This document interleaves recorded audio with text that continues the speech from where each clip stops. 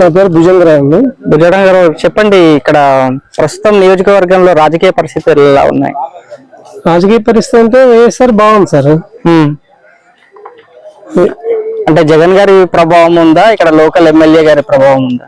జగన్ గారి ప్రభావమే. ఇక్కడ జగన్ గారిని బట్టి ఓట్లేదు.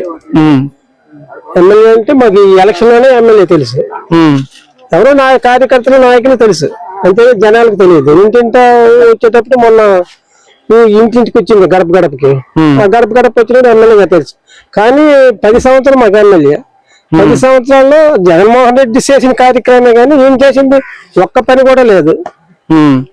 అలాగే మేము ఓట్లు వేయడం మానేలేము, జగన్మోహన్ రెడ్డి బట్టి ఓట్లు వేస్తాం పక్కాగా. మీ ఎమ్మెల్యే గారు కళావతి గారు కదా? కళావతి గారు గత 10 సంవత్సరాల నుంచి ఉన్నారు, వరుసగా 2 సార్లు గెలుచున్నారు. ఈసారి కూడా నెగ్గుతుందని నమ్మకం? కంపల్సరీగా నెగ్గుతుంది, దానికి తేడా అయితే లేదు. కానీ వాళ్ళు టీడీపీ వాళ్ళు ధీమా వ్యక్తం చేస్తున్నారు కదా, మరి మేము ఖచ్చితంగా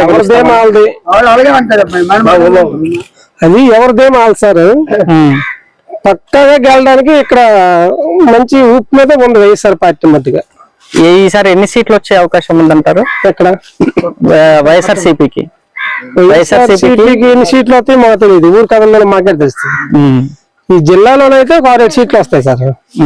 2 సీట్లు పోతాయి అంటారు కానీ అంటే ఉనికిడి తక్కిన 7-8 సీట్లు వస్తాయి అంటారు. 2 సీట్లు పోతాయి అంటారు. ఏదనేది టెక్కన ఏదో అన్నారు.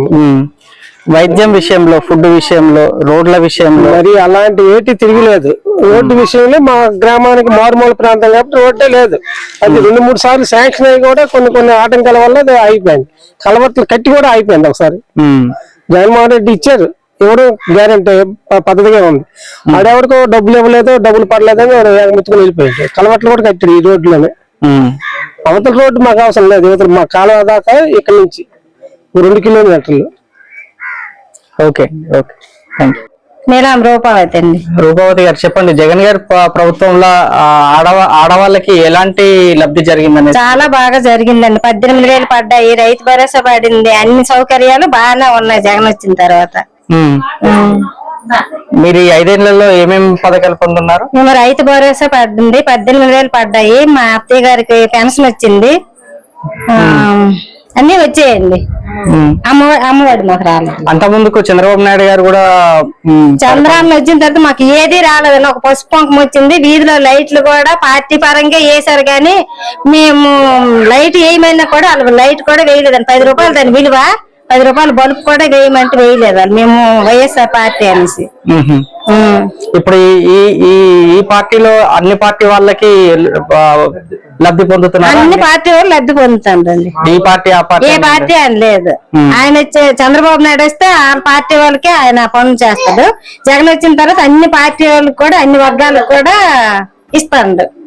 గ్రామ వాలంటీర్స్ గానీ సచివాలయం వ్యవస్థ గానీ మీకు ఎంతవరకు ఉపయోగపడుతుంది? వాళ్ళు బాగానే అన్ని చేస్తారండి. వాళ్ళు ప్రతి ఆలు లేదు ఈయన లేదు, ప్రతి ఇంటికి వెళ్ళి వాళ్ళన్ని బాగానే చేస్తారు. సచివాలయం స్టాఫ్ కూడా బాగానే చేస్తారండి. మరి ఎలక్షన్స్ వస్తున్నాయి కదా,